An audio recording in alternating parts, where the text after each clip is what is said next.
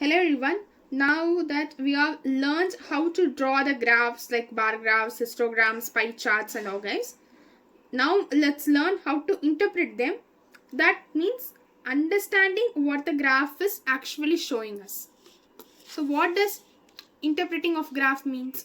So it means reading a graph carefully to understand like what information the graph shows, what trends or patterns are present in the graph, and then what conclusions we can draw from the graph. So it helps us to make decisions or analyze the situations based on the data. So here are the key points to look for while interpreting a graph. So title of the graph. First we have to look for the title of the graph, which tells you what the graph is about, and then x-axis and y-axis labels, which tells you that what is being measured, and then the units. So always check the units, whether it's centimeter, kilogram, percentage, students, etc.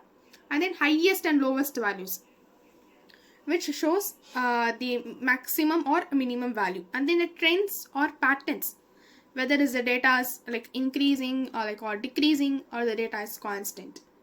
Now here are the two examples. The first one is about pie chart. What is pie chart means? You just imagine visually that a big circle is there, which is like a pizza, and the pizza will be divided into parts.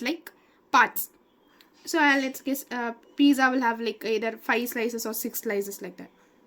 So each part of the slices shows how much time is spent on something, like sleep some time is spent at, and in school some time will be spent at, for playing and doing homework some time will be spent at, right? So the bigger the slice means the more time is spent on that activity.